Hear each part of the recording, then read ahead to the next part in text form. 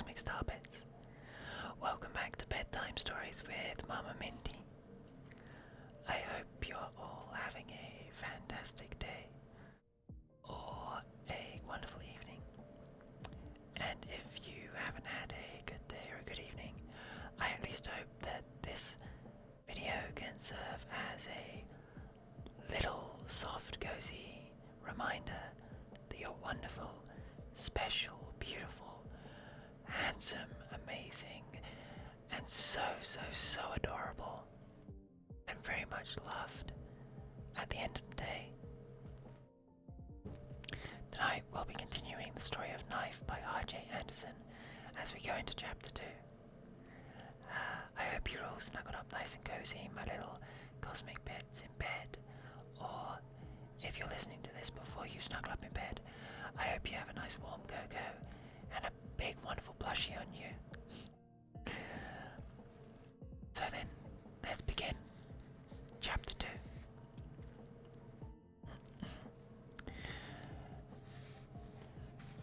Barony sat back on her haunches, wiping her brow with her forearm.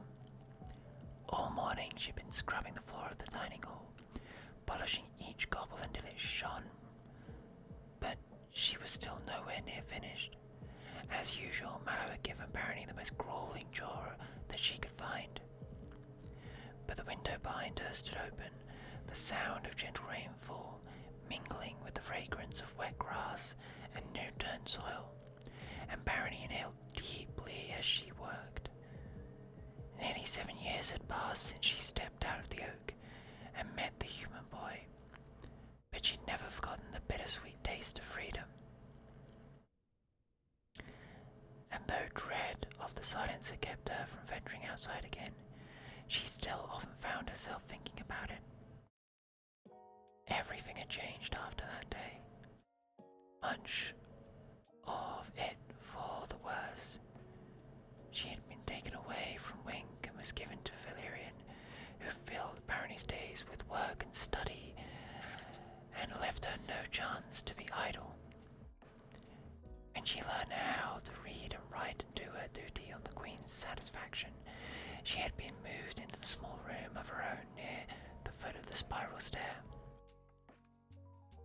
and told that she must carry out whatever tasks the older fairies gave her, till she was old enough to be given an occupation of her own.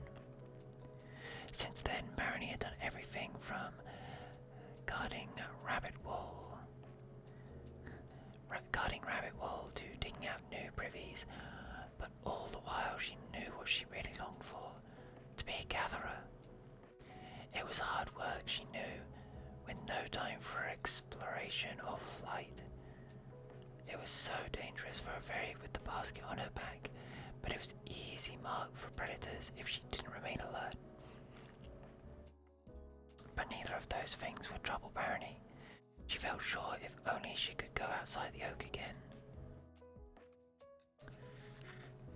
Gatherers were chosen from their strength of endurance rather than their wits, but Barony felt confident she had enough of both to be a good candidate.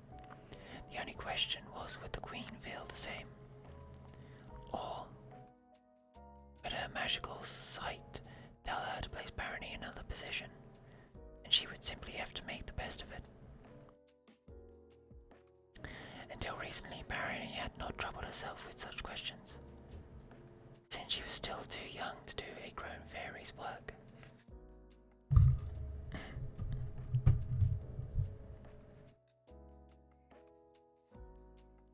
But over the winter she had shut up like a sapling, her spindly child's frame filling out, and now she was a fly's length taller than anyone else in the oak.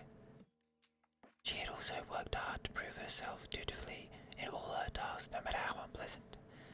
At any time the Queen might summon her for an audience, and Barony was determined to be ready. She bent again to her work, wielding the brush with renewed vigour. 1 more hour, she told herself, and she'd be finished. Then she could have a bath, pick out a good book from the library to reward herself after yet another day. After yet another of Mallow's miserable chores well done. Barony, where are you? The voice came faintly down the corridor, muffled by echoes, but it sounded like Bluebell. And Barony snapped her head to listen.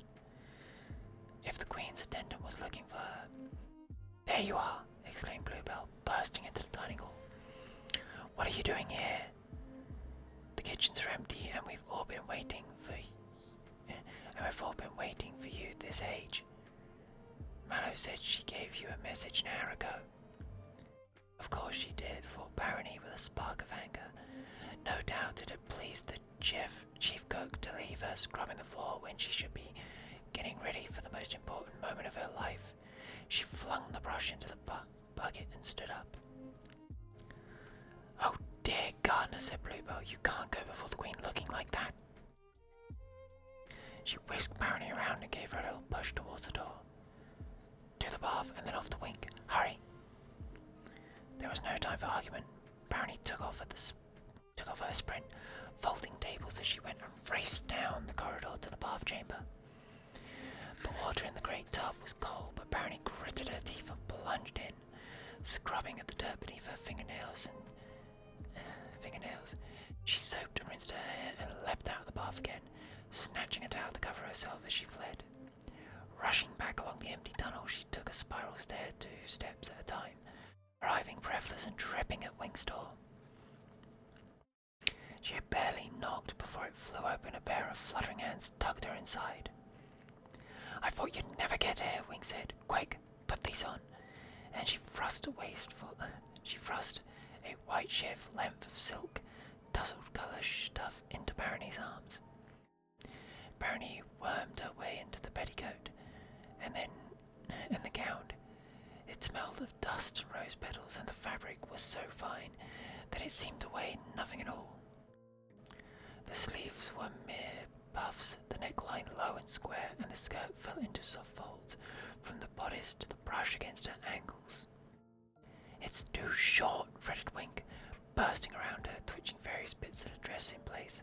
I know it would be, even after I let it out. You can breathe though, can't you? Only don't breathe too much, she added in haste, and Barony began to inhale.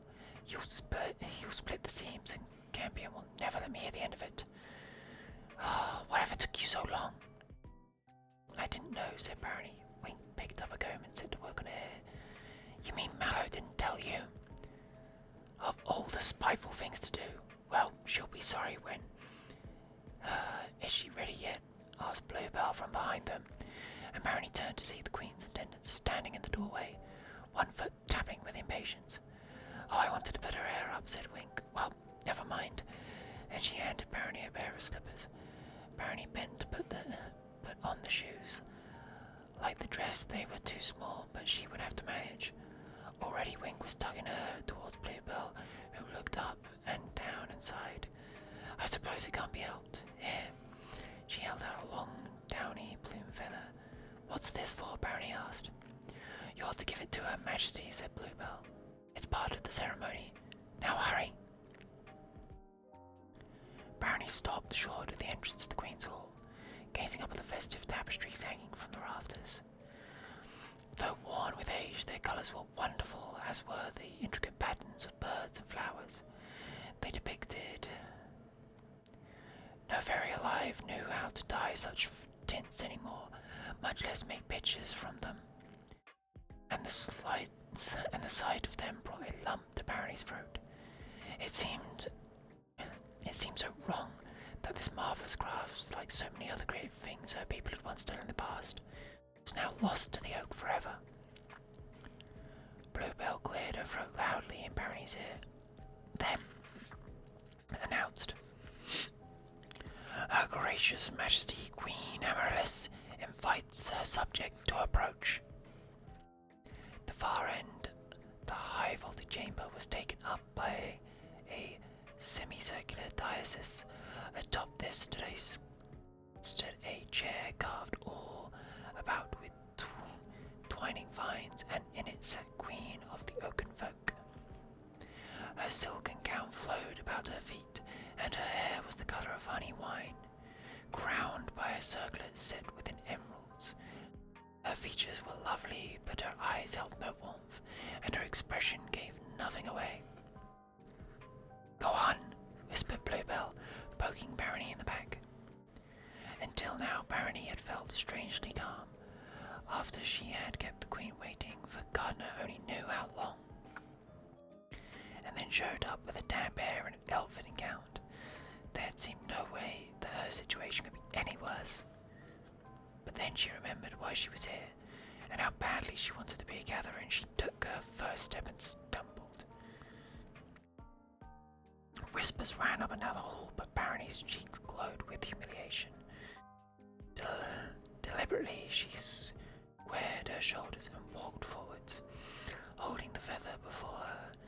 Just not the scullery, she prayed silently. Anything but the scullery. Because no matter how disappointed she might be at not being a gatherer, it would be far worse to end up apprenticed to Mallow.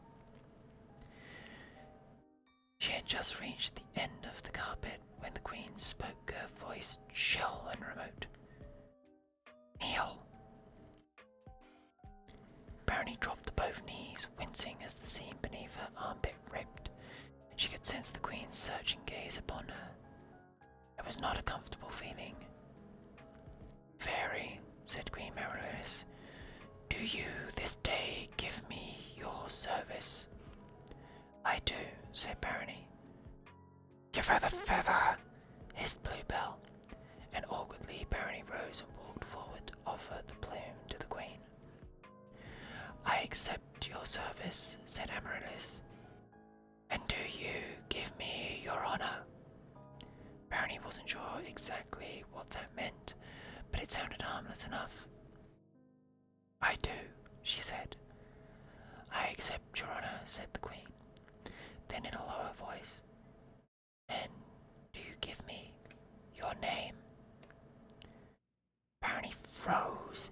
In addition to the common name inherited from her egg mother, each fairy was born with a secret name that belonged only to her.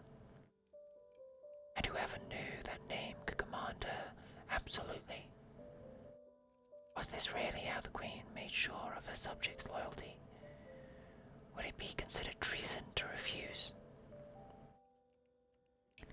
In the end, she could think of only one answer that was not an outright denial, and her voice shook as she replied. My name is Barony, Your Majesty." A sigh ripped through the hall, and Amaryllis sat back with an enigmatic smile.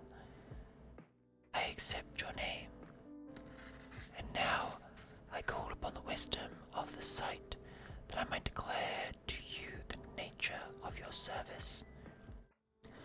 There was a long pause while the Queen, Hyacinth's blue eyes, slid out of focus and then sharpened again. "Barony," she said, "you are apprenticed to Fawn." "What?" yelped a familiar voice from the back of the hall, but it was quickly hushed into silence by the other oaken folk. Up on the diocese, Barony's knees buckled, and her head spun like a dropped acorn. It was all she could do to keep from falling. "I beg your pardon," she said weakly. "So the sight has told me," said Queen Amaryllis, "and so it shall be.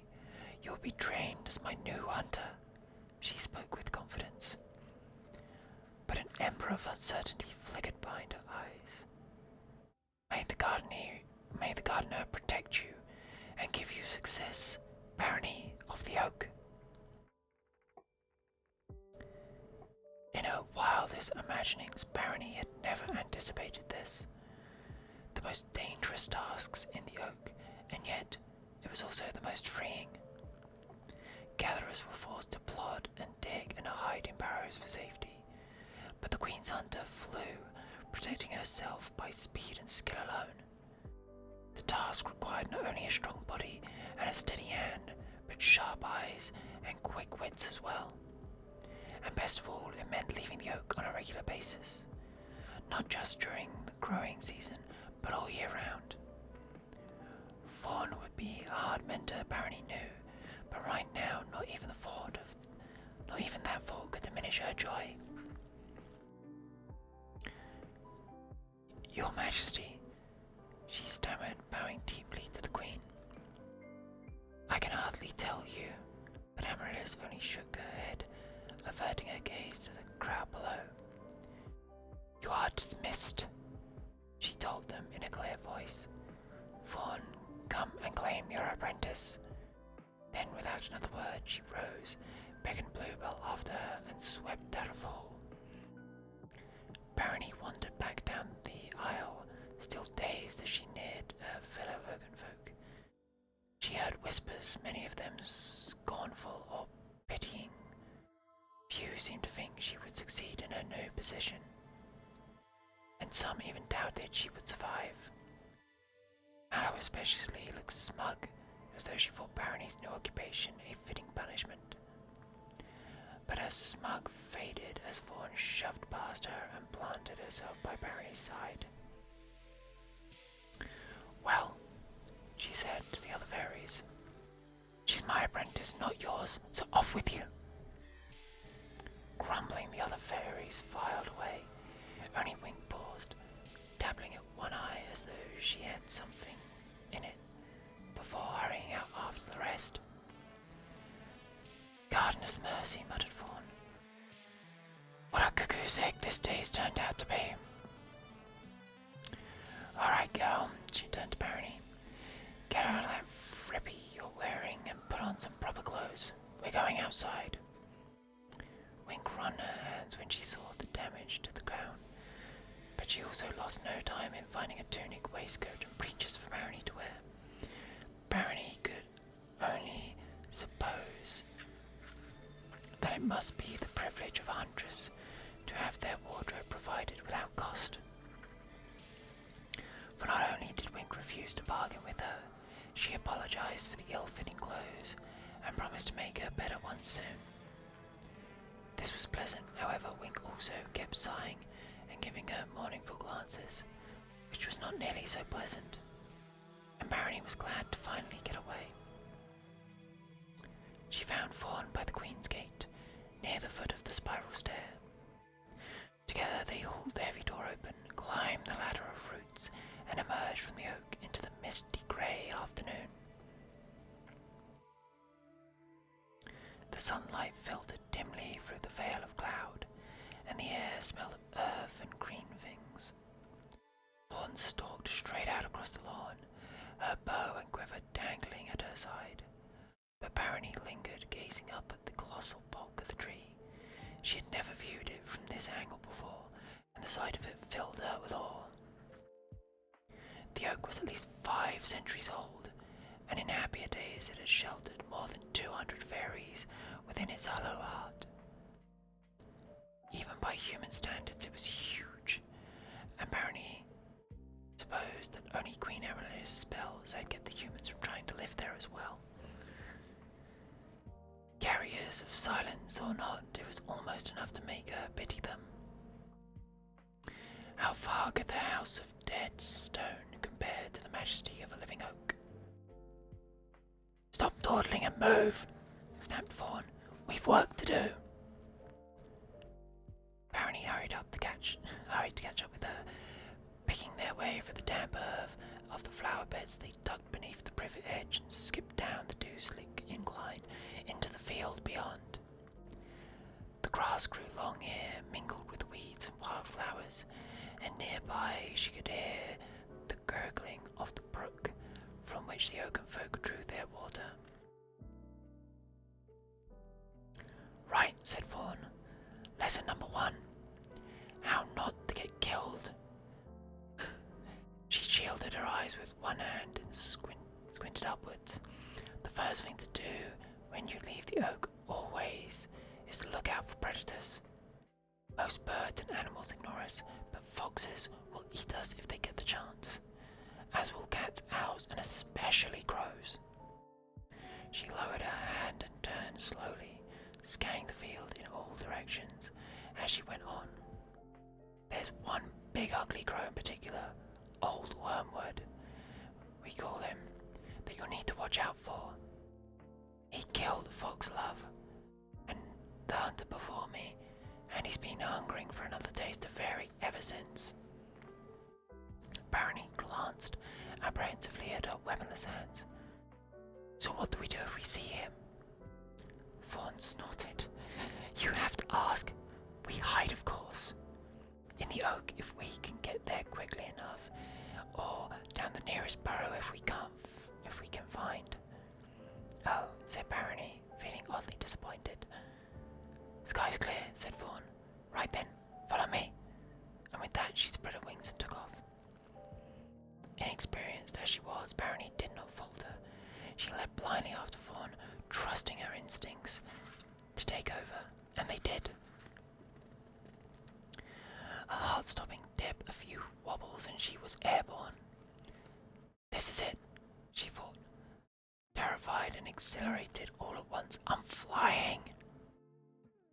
At first, they glided in a straight line, skimming low over the grass towards the nearby woods. Then Fawn banked away from the trees, and Barony carefully followed her example. When her teacher angled upwards, she did likewise, tentative at first, but gaining confidence with every wing stroke.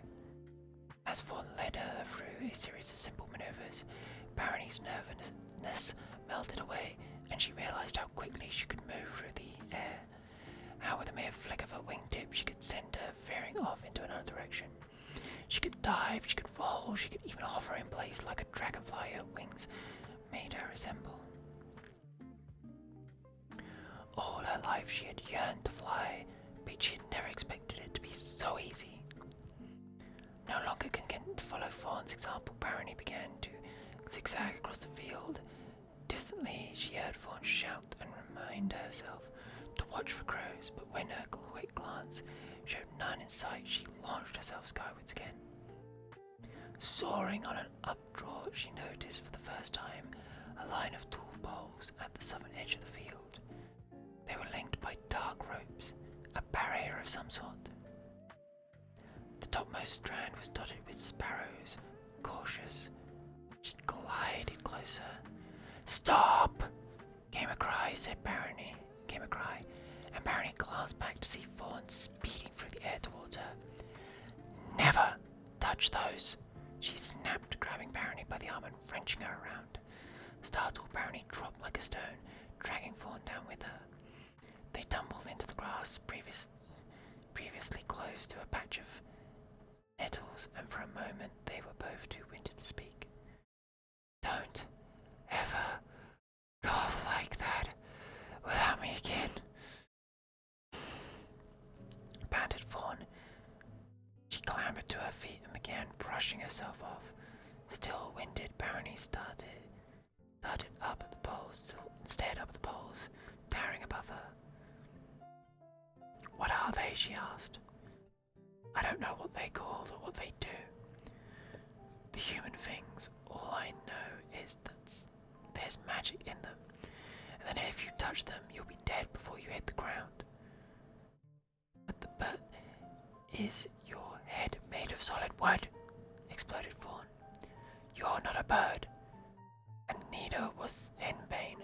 One of those ropes came down in a storm. She went to look. One touch and zap. There was nothing left of her, not even an egg. You saw it happen? No. Foxglove did. My old mentor. What did you think? What did you think I was making it all up out of my head? Fawn's tone was sardonic, but Barony felt her face burn. No, she said. I just wondered how you knew. Valerian keeps books, said Fawn. Every time one of our people dies, it's written down, the name and the way she died. And if you don't want your name to be next, you'd better listen to me when I call you. The first time, do you hear? I hear you, said Barony, wincing as she rose. Her whole body ached, especially the wing muscles. Fawn glanced up at the sky again. We've been out here long enough, she said. Best head back before the crows start getting interested. She stomped off through the grass. Have you ever fought one? Asked Barony, hurrying to keep up with her. A crow, I mean. If I had, said Fawn, I wouldn't be talking to you right now. And what about humans? How do you deal with them? I don't, said Fawn flatly, and neither will you if you've half as much wit of a rabbit. When they're mucking about in the garden or cutting the grass with that noisy wagon of theirs, we lie low and wait until they're gone. She gave Barony a sharp look. Unless you have some other ideas. Barony shook her head. I didn't think so. Now, if you're ready to use your wings, properly instead of playing the fool with them, it's time we were flying home. From that point on, the weeks blurred together as Barony spent day after day with Fawn, learning the hunter's craft. Her mentor commanded she ran, climb and flew about the oaken wild, ever more aware of its dangers, but growing bolder nonetheless. Flying was still her greatest pleasure, but soon she began to enjoy her lessons for other reasons as well. Her pride in her growing strength and agility, the excitement of hunting prey, and now the bargaining power her new skills had given her. Now at last she could barter with her fellow fairies as an equal, and get things like proper candles and whole bars of soap, instead of having to make do with the stubs of scraps she had earned doing chores. On days when bad weather or human activity kept them inside the oak, Fawn taught Barony how to make her own weapons, then how to use them. Once she had crafted her first bow and arrows, she fired at targets until she could hit the center 8 times out of 10, before moving on to mice, frogs, flying insects. Her fingers grew calloused, her muscles wiry, her smell, hearing, and vision became acute. Fawn taught Barony how to cut and kill, and cut it up quickly before the crows could come to investigate. She showed her how the best hiding places in the oaken wild had to offer, and the secret edge tunnel into the oak that only hunters and gatherers know about. And as Barony listened and learned and practiced her new skills, she felt more certain that the Queen's magical sight had not deceived her. Of all the tasks in the oak, this was what she, Barony, had been meant to do. One summer evening, Barony and Fawn were coming home from the successful hunt, their packs heavy with squirrel meat, and Barony spotted a dark shape perched at the top of the nearby tree. It was a crow, a big one, and its yellow eyes were fixed hungrily on them. It's him, hissed Fawn, old Wormwood. Run! She and Barony leaped towards the shelter of the hedge, but the crow swooped down to block their path, crowing.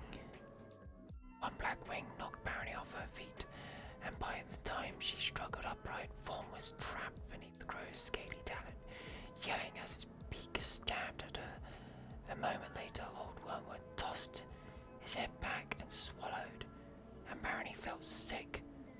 But then she realized that Fawn managed to shove her back in front of her, and the crow was gobbling up their stores of meat instead. There was no time to think, and only to act. Barony flung her back aside and snatched the bone knife from her belt, and launched herself at the crow. As she dropped astride his back, the reek of dust and carnage made her head reel. Her knees skidded across his slick feathers, and she tumbled off before she could even strike a blow. But she landed on her feet, and when old Wormwood flapped about to face her, Barony was ready for him. With all her strength, she drove the dagger into his shoulder, and the crane crow shrieked. The next few heartbeats passed in a frenzy of black feathers and thrashing wings. Barony's bone knife snapped, and she staggered back with the useless hilt in her hands. Her legs stung like fire, but she ignored the pain as she scooped up a pebble and hurled it at the crow's head. It glanced off his skull, and with a squawk, old Wormwood leapt into the air, wings beating. Fawn clawed her way up the slope and disappeared among the roots of the hedge. Barony threw another stone to keep the crow at bay and then darted after her. exhausted, they lay together in darkness, watching old Wormwood peck at their abandoned backs. When nothing remained but a few shreds of leather, he gave a querulous caw and flapped away. Fawn was the first to crawl through the far side of the hedge. She moved stiffly, one hand passed to her bruised ribs. "Ah, you midwit! You could have been killed!" Barony limped out to join her. Her legs still bled where the crow's talon had scratched her, but fortunately the wound was not deep. "I know," she said. "You attacked him, a full-grown crow." Fawn shook her head in disbelief. "Why didn't you run?" "I don't know," said Barony.